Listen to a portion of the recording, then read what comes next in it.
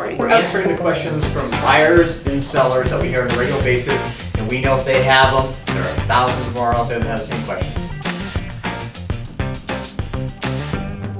You know, we just want to tell you the real story from in the streets, down and dirty, what we're seeing in the trenches. Right, we're answering.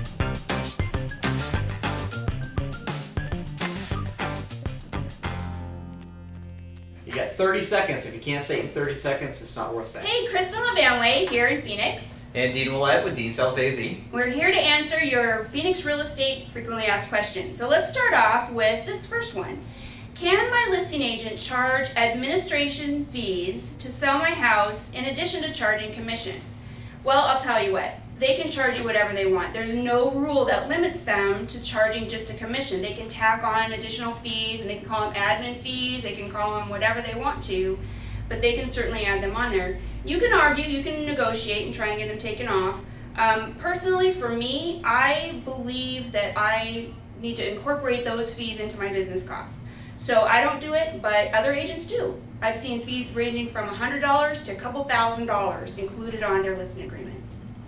Well, I personally think it's ridiculous in most cases for anyone to be charging extra money. You're already making your commission. That's what that money is for. I think that should cover everything. Now, there is an exception, I think.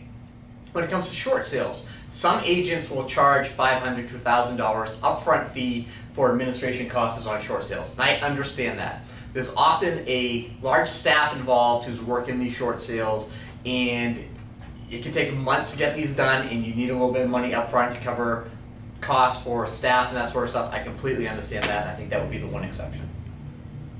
You're up. Are open houses a thing of the past, or should I hold one when I sell my house?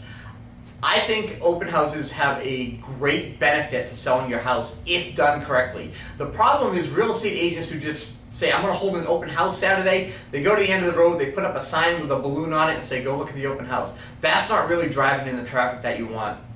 Your neighbors are oftentimes your best referral source. So if an agent will print out postcards a week ahead of time saying, I'm doing an open house, go around to your neighbors, pass them out, invite them, and invite them to bring their friends, oftentimes you'll get a good response that could lead to help selling that house. Definitely, an open house is a part of a good marketing strategy. You know, go to the neighbors, get them involved, get more buzz out. But it's got to be part of an overall strategy. You've got to include other forms of marketing, major internet action, postcards, networking, all of those things together will get your house sold. Let's face it, the open houses benefit the listing agent probably more than they benefit the seller. Next question.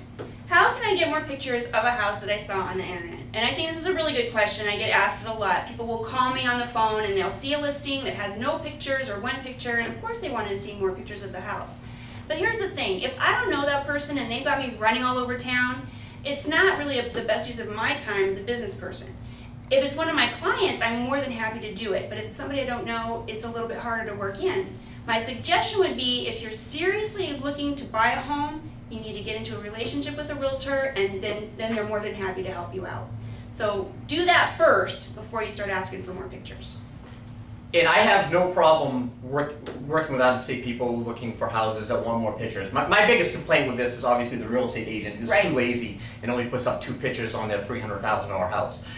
But if you're going to have your agent doing all this work, there needs to be some mutual agreement that we're going to work together, that we're going to listen to each other and help each other out. My problem comes when you have somebody running all around taking pictures, and then either you're going to use a different agent or you're not listening to their advice when you're going to purchase a house. It has to be a mutual agreement, a team effort. Exactly.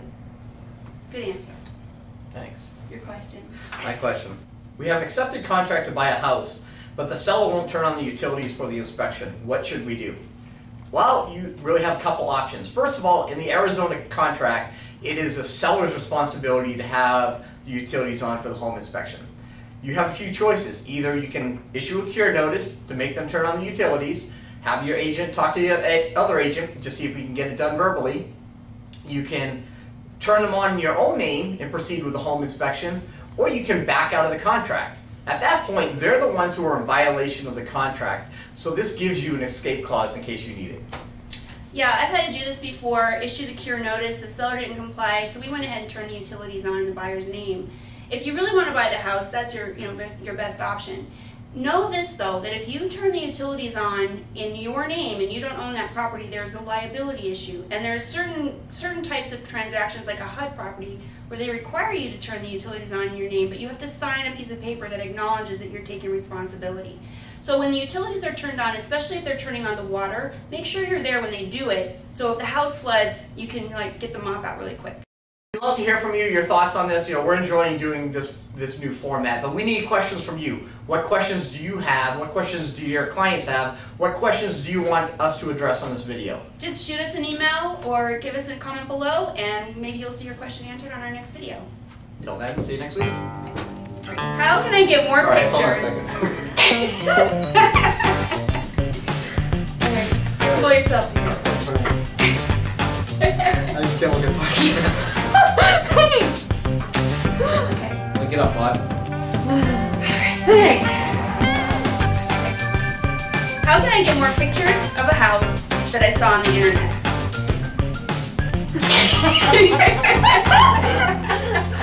What was that? Did you kill it? I'm having that problem myself right now today. So. I don't get what is that signal mean. Shoot me! Shoot me! That's what we're supposed to do. That's the listing agent. That's the answer.